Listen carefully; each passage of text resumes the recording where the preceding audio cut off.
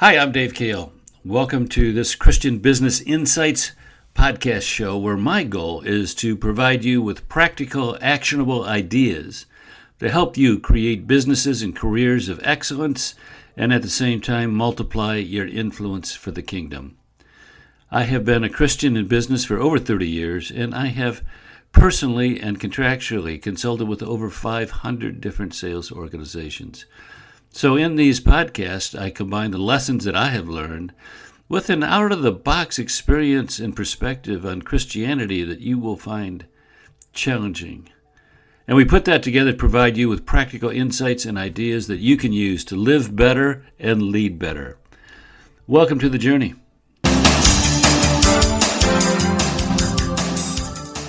Hi, this is Dave. Welcome to today's podcast show. We got a special guest today, Andee Hart.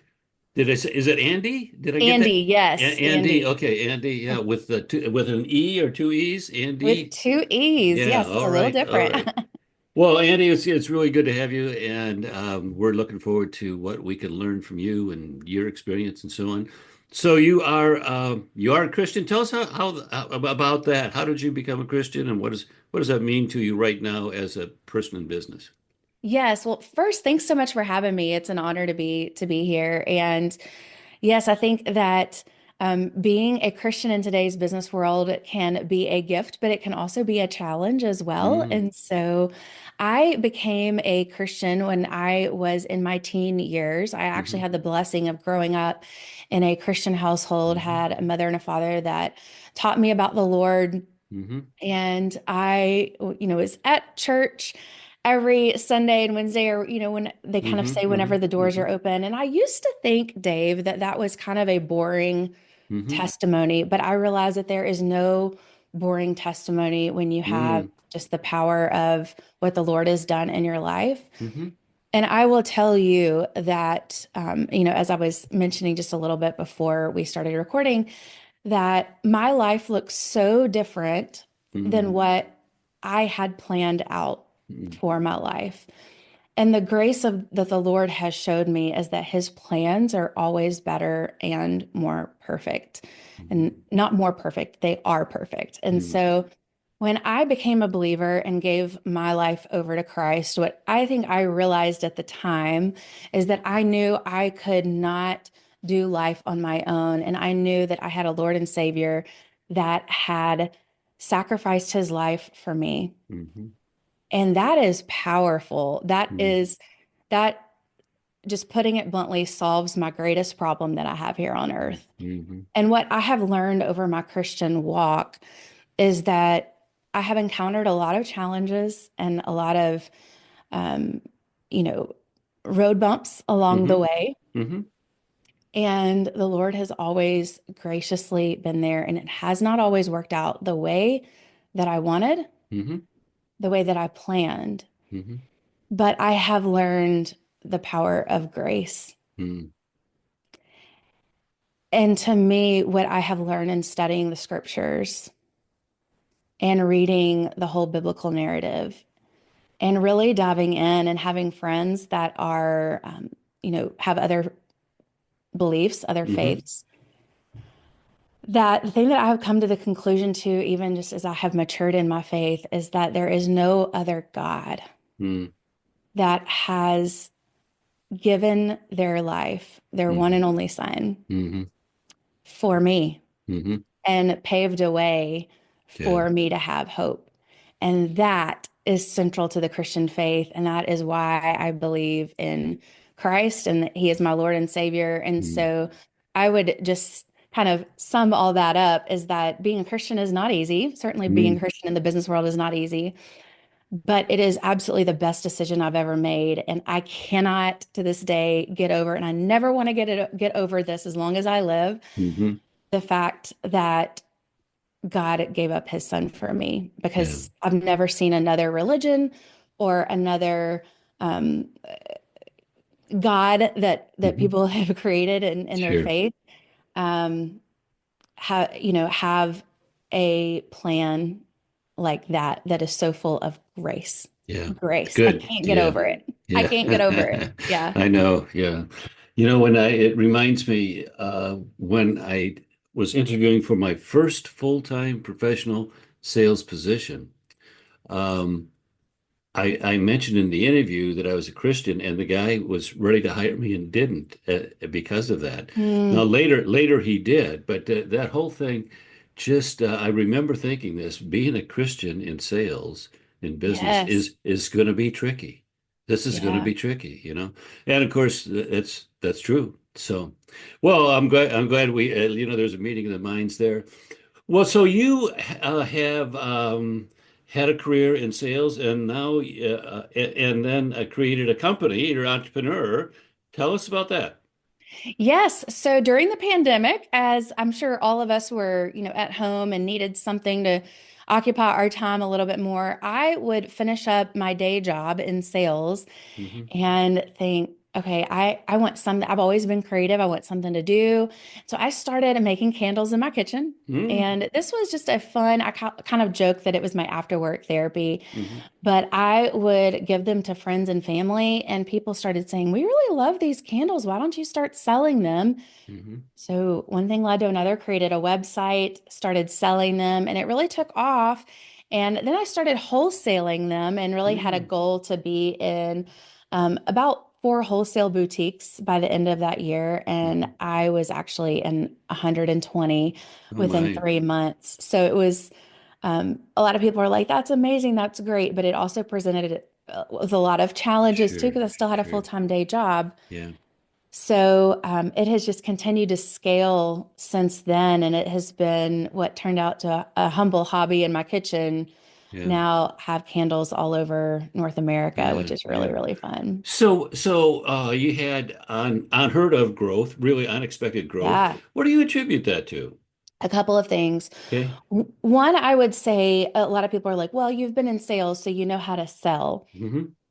True, but I will tell you, I did not always know how to sell, and selling online is very different than Hmm. selling, in a boardroom Sure. face to face like I've always been used to. Hmm. And so what I would say, one of the biggest lessons that I have learned in sales is tenacity. Hmm. Tenacity, because you're not going to always get it right. Hmm. You're not going to always get it right, but the best salespeople, they don't give up. Hmm.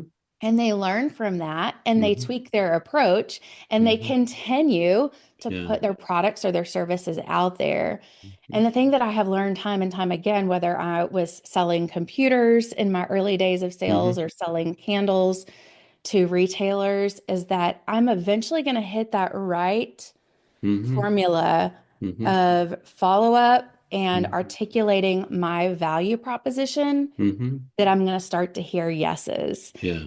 And so that's what I would really attribute that to, is that tenacity of not giving up, not Hmm. taking the Hmm. no's personally, Hmm. and just continuing to refine my approach. Interesting. So you have a candle business now, is that right? Yeah, yeah, Yes, yeah, yeah. still have Okay. the candle business, Heart Design Co. Okay. And you also now are coaching other entrepreneurs. Did I get that right? Yes. Tell us about that.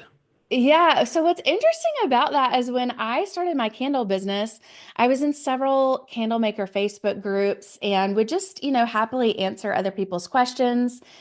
And I started realizing there's a lot of people that just, they don't know about wholesale. They are not comfortable with selling Mm-hmm. their products. Mm-hmm. And I am a sales nerd. I love it. I absolutely love it. And sales does not have to feel awkward or uncomfortable. And so I just decided to start teaching, using my skills and my gifts to start teaching other product entrepreneurs how to put their products out there and grow their businesses. Mm-hmm. And so, it really started out that probably 95% of my business was candle makers and Okay. still have a lot of those, but is really ventured out into a lot of creative businesses that have hired me to teach them how to get their products on retailer shelves Mm-hmm. and how to sell their products with confidence. It doesn't have to feel awkward or icky. So your sales are primarily through the internet and wholesale to the retail world, right? Correct. Yeah, Yes. yeah. Okay. So there's two different channels there, right? hmm Correct. So I have my website that I Hmm. sell, and there's actually more than two channels because I did have a retail shop before I Okay. recently moved to Okay. Arkansas. Yeah. So I had a candle studio and retail shop. And when I first started, I also did, pop-up markets as well. And so sold online in my retail shop, brick and mortar, at pop-up markets. And then now I sell through wholesale. Hmm. So I'm, selling to boutiques and retailers who are then reselling my products directly to the end consumer. Okay. And so when you say wholesale, you're talking about you are selling to the retailer, Correct. not to a wholesale distributor who in turn sells to retailers, who in turn sells to the end Correct. user. Yeah. Okay. Correct. So I'm Okay. selling directly to the retailer. So we want to learn a little bit about each of those. So tell us what did you do to be successful selling online? If you were to look back at it and say, these are a couple of lessons that I learned that I think can apply to other people, what would be the online Oh, yeah. selling lessons? Yeah. Oh, great question. So, like I said earlier, it's very different than selling in person. And so, online, you really have to build that trust Hmm. in a different way. And so, I did this a couple of different ways. But the first thing that I will say that's really undervalued today Hmm. is the value of SEO and search Hmm. engine optimization. And Hmm. that's something that I really wish that I had started from the Hmm. early days of my website. Hmm. But I started that, and it's something that I am continually working on to optimize my website, so that I'm getting that organic traffic. Hmm. But the second thing is that I'm building an email list.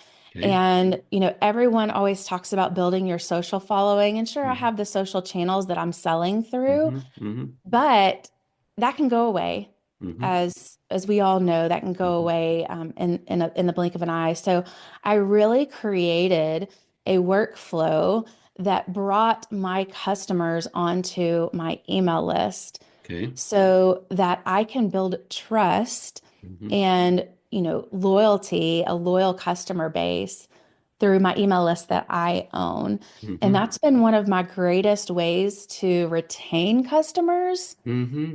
that have started buying from me. So maybe they find me at a pop-up market, maybe Hmm. they found me at my retail shop, or Hmm. maybe they found me through, search engine optimization just on Hmm. A Google search. Hmm.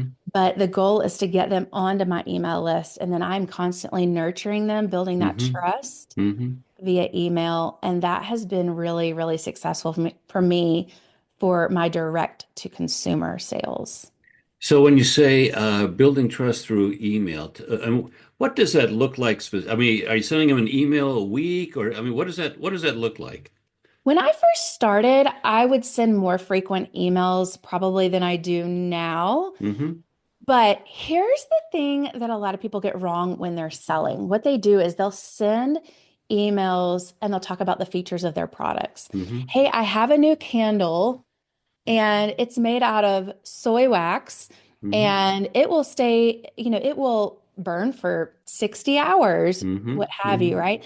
Instead of painting the picture or maybe telling the story Hmm. about someone that gave their candle as Hmm. a gift, Hmm. as a housewarming gift, and the Hmm. joy that that candle Hmm. brought to a Hmm. new homeowner. You can Hmm. see the shift there. And then it gives my end consumer an idea of, oh, I can give these candles as gifts. No one really cares about how long it burns or Right, right, that it's yeah, made with soy wax, those right. features. And so, really shifting that to tell the joy Hmm.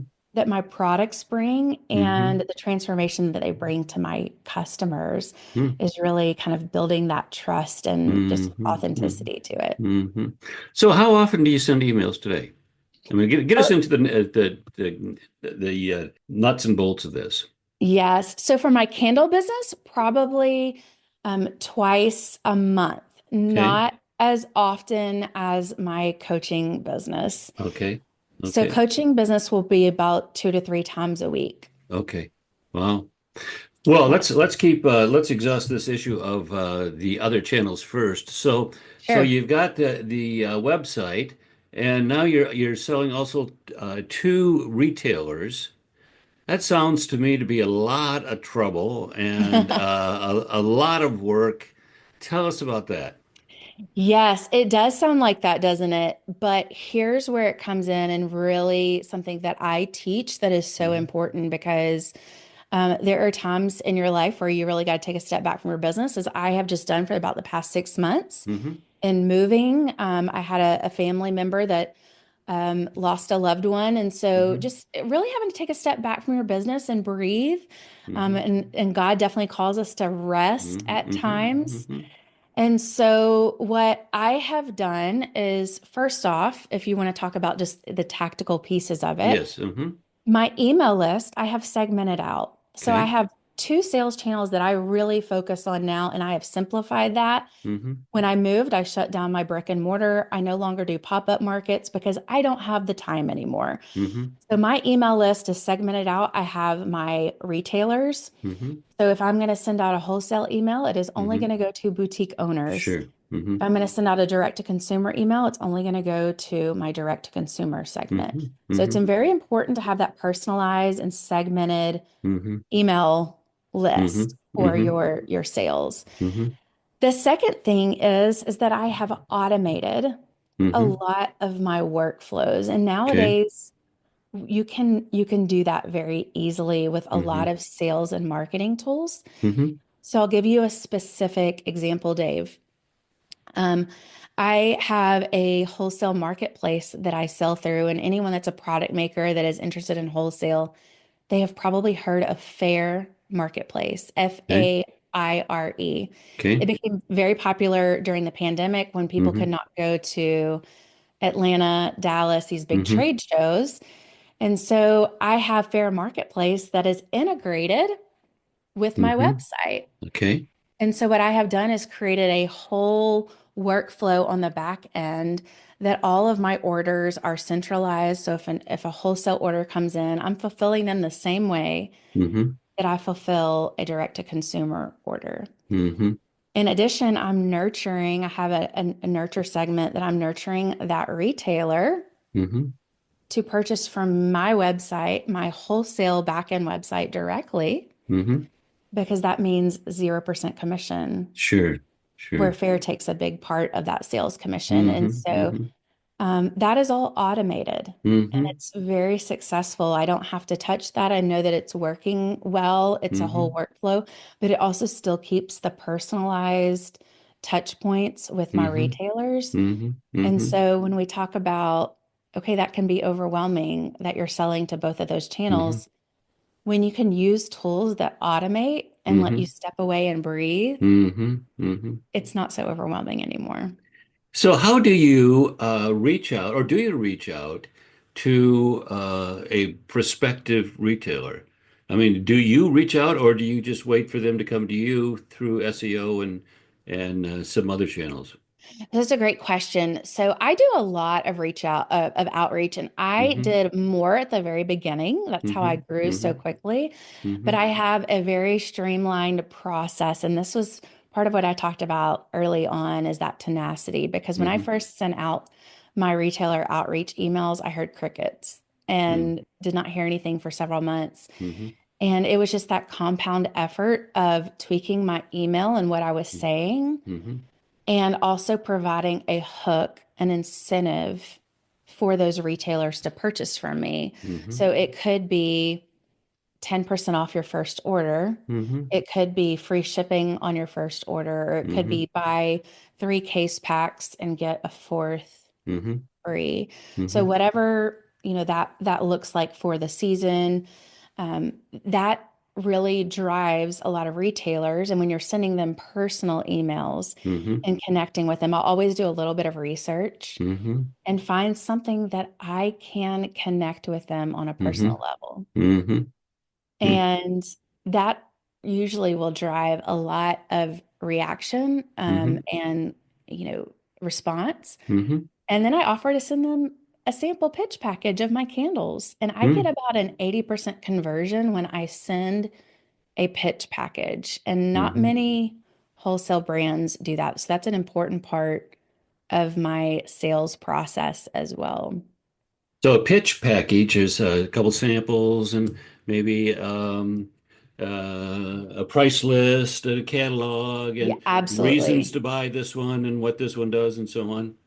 And then I Yes. suppose an offer, an initial offer. Yeah. Absolutely. You Yeah. always want Mm-hmm. to offer and Mm-hmm. invite the sale. And I always say assume the sale. I Mm-hmm. never want to say, let me know if you would like to purchase. Mm-hmm. I assume I look forward to working with you and Mm-hmm. partnering with XYZ Boutique, right? Mm-hmm. Mm-hmm. But I articulate how my candles would fit into their boutique, their aesthetic. And Mm-hmm. so maybe it's farmhouse decor. Mm-hmm. And so I will send them maybe a specific a full size one of my candles that Mm-hmm. fits their aesthetic Mm-hmm. and write a handwritten note in there. Sure. This is why I sent this to you and why I think it would fit well and address their number one concern because their number one concern is going to be, is this going to sell well? Mm-hmm. Is this going Mm-hmm. to sell well in Sure. my Sure. boutique? Yeah. Yeah. So that's Good. had a very Good. successful conversion. Yeah. Okay. Well, let's transition. So now you have transitioned, at least part of what you do, Yes. and you're working with other entrepreneurs, right? So t tell us about that. Yes. So I just kind of somewhat by accident, but also just still wanting to use the gifts that God has given me in my sales coaching Mm-hmm. and leadership experience. And so just combined those two, all of that experience and the candle business, Mm-hmm. and am now teaching other product makers. So they don't necessarily have to be candle makers, although a lot of candle makers do Mm-hmm. work with me, but teaching them a lot of first, we do a lot of mindset work because Mm-hmm. in any industry, but especially the candle industry, if I had a dollar every time someone said the candle industry is saturated, but really changing that from a scarcity mentality to there is room for you, and how do you Mm-hmm. create your unique value proposition Mm-hmm. Mm-hmm. and put that out for retailers or for consumers to see and want Mm-hmm. to buy your products. And Mm-hmm. so helping them craft that Mm-hmm. for their unique niche Mm-hmm. and then helping them create an ecosystem that is really selling for them, Mm-hmm. whatever sales channels they are looking to focus on. Yeah, interesting. So systems. So I'm a systems guy. The Yeah. name of my brand, by the way, is Yes. Kahle Sales Systems. And I just that's the way God made me, I think, in systems. So tell us about this concept of a system. Yes. So when you have a system that is working for you, it should be automated. But I also believe that it should not lose the personal touch Hmm. because so often these days um, you can get a mass email or get an email and you feel like, okay, this is just not Hmm. personalized. It's Hmm. just generic. Hmm. And so I like to create a back-end workflow for my candle business that is still nurturing those Hmm. retailers and Hmm. without losing the personal touch. Because when you get several hundred retailers, the reality is there's no way that Yeah. I can personally reach out to all of them, Right. Right. Yeah. Yeah. right? Yeah. So I have integrated and my email platform, which I talked about is Hmm. important Hmm. from a sales perspective, Hmm. and the back end of my website, Hmm. which is easy on Shopify to set up a wholesale platform. They make Okay. that very easy for you and have Okay. apps. And I have set up a whole nurture sequence workflow that when they sign up, I have an application form Hmm. for my retailers, Hmm. and I've created a whole CRM database. Hmm. And so there's certain things that when you're working with retailers, you have to have like their tax information. Hmm. You don't charge them tax and things like Right. that. And so Right. I want to have all of that documented. And so they Hmm. fill out from the time they fill out an application to wholesale Hmm. Art Design Co. products Hmm. that is vetted Hmm. and stored in my backend database. And Hmm. an account is automatically created for them if they Hmm. have the right tax ID number. Hmm. And then they can log on and start shopping at the wholesale pricing, and they are going Hmm. to receive personalized nurture emails to incentivize them to continue to buy Okay. every 60 to 90 days. Mm-hmm. Personalized support. If they need support, they know who to reach out to. Mm-hmm. So it's that whole streamlined workflow that doesn't feel sticky. It makes the ordering process for them easy. I want them to feel like doing business is very easy with Sure, me. sure. Well, it sounds like you got a couple really good things going. Yeah. How about a couple core lessons? If you were like, we've got people listening here who have businesses of various types. We have professionals and so on. So, what would be two or three core lessons that you would want people to embed into their lives and their businesses to grow their business and have a successful entity? Yeah. What would some of them be? I love this question. First, and I will make this, it sounds very simple, Mm-hmm. but acting on it can be very challenging, but Mm-hmm. it will pay off in dividends. And this is, really just um, it's treat people the way that you would want to be treated. Mm-hmm. And that is just delighting and surprising your customers from a Mm-hmm. customer experience Mm-hmm. standpoint. Mm-hmm. And anytime that is my end goal, Mm-hmm. when I have maybe a challenging customer or, a problem situation, but I seek first to understand. Mm-hmm. And that is a lesson that one of my mentors from my corporate days, who's still a mentor to me, gave. Seek first to understand. Let me just interrupt you there. Seek First Yeah. Understand is one of Stephen Covey's 7 Habits of Highly Successful People.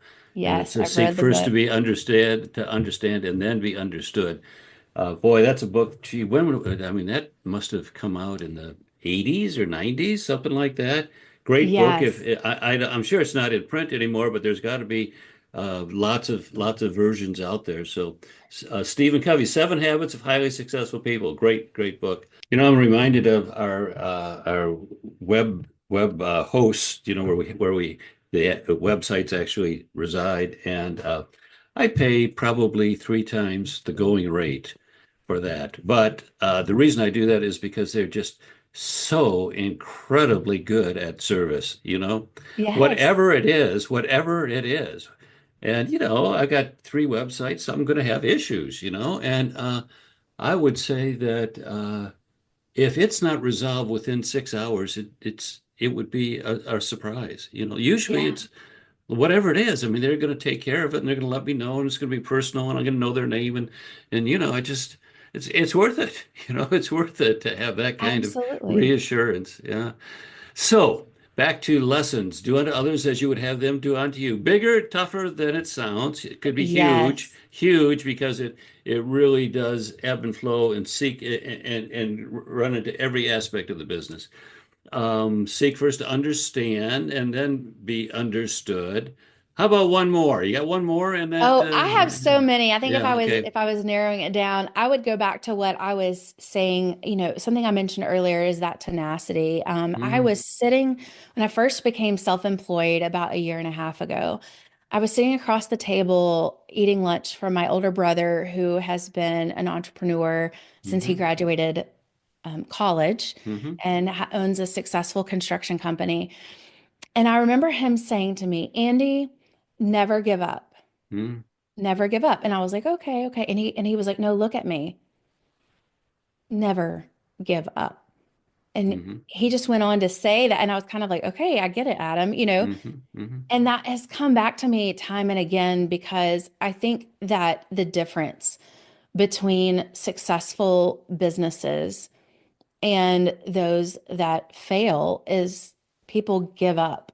They give mm-hmm, up too easily, and mm-hmm, they put something out into the world, whatever it is, a course, a mm-hmm, product, a service, and if it doesn't resonate right up front and mm-hmm, get the results or the sales that they're mm-hmm, looking for, they mm-hmm, either give up and trash the product or they give up altogether. And the reality is, it's probably not your product or your service or your course. mm-hmm, It's how you're presenting it, mm-hmm, it's how you're selling it. And that is where mm-hmm, the tenacity comes in, that you have to refine that approach as mm-hmm, many times as it mm-hmm, takes mm-hmm, to where you get it right. And you mm-hmm, are hearing people say yes, and they're connecting with your messaging.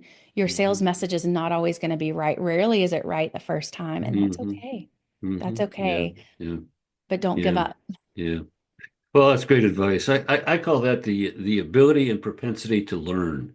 And my Hmm. definition of learning is being stimulated by new information or new insights and changing your behavior as a result.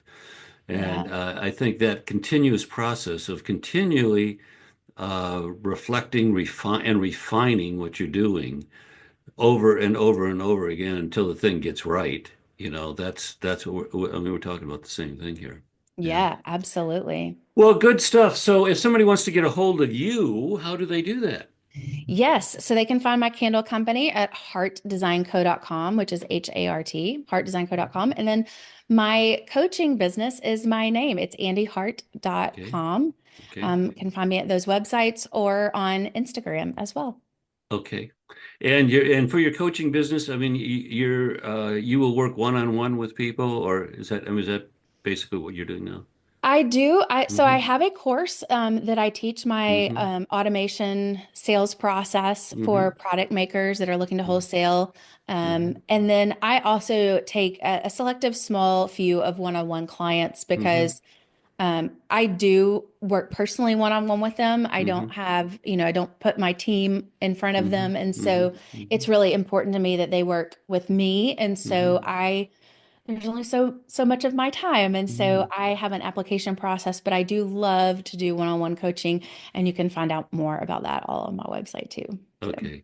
And do you have an email address that you want to let people know, or? sure. Yeah. Okay. It is Andee, Andee, Hmm. Andee at Heart Design, or excuse me, let's do Andee at andeehart.com. Okay. H-A-R-T or H H-E-A-R? A H A R T, Okay. Andee at andeehart.com. .com. Okay. Good. So that's it, guys. We're done. Bye bye.